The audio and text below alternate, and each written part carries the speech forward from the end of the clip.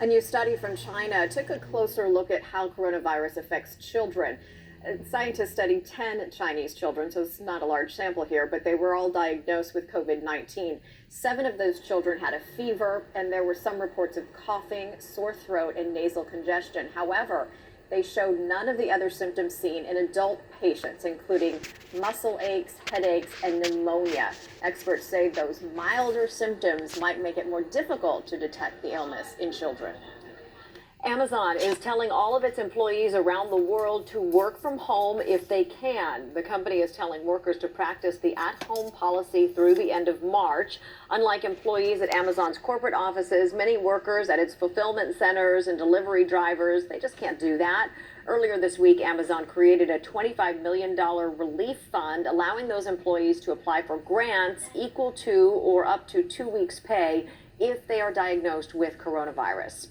And the outbreak has caused lots of rumors to fly online, and there are people who are taking advantage of health fears to scam victims out of money. NBC's Liz McLaughlin has more on how that misinformation is also kind of spreading like a virus and what you should look out for. The coronavirus crisis is leading to another dangerous outbreak that some are calling an infodemic.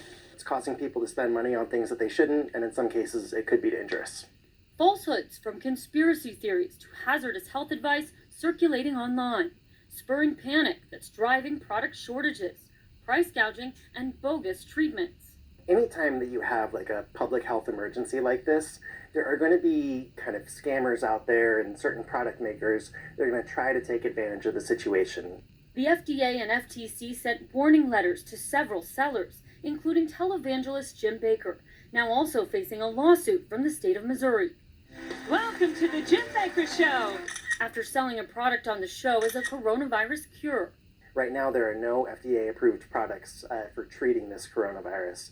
Tech companies, including Google, Twitter, and Facebook, are working to remove misinformation and ads with false claims on its platforms, displaying trusted links at the top of relevant search results. We've formed partnerships with organizations like the WHO, the World Health Organization.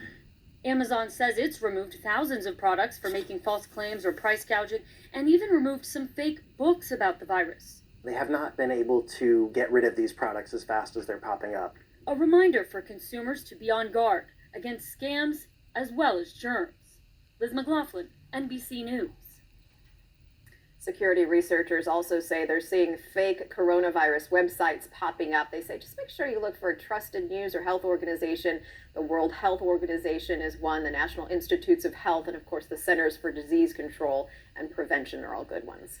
In this unprecedented time, how much control can the government have over your movements in isolation during a national emergency? It's a big topic right now. NBC's Cynthia McFadden spoke with the former head of the CDC, who says Americans carry personal responsibility. Let's talk about what government can and should be doing. Government has a lot of really important roles. This is what we do as a society.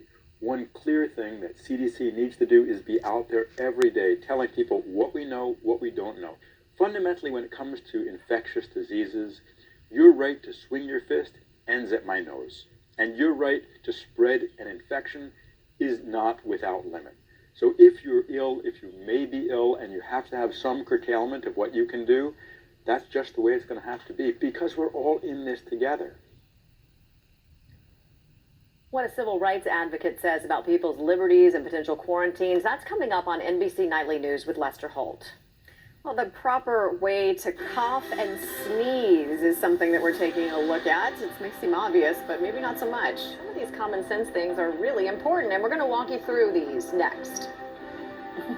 Good stuff. All right, talking about the clouds out there that are still delivering showers that will continue through tonight. How much of your weekend? Don't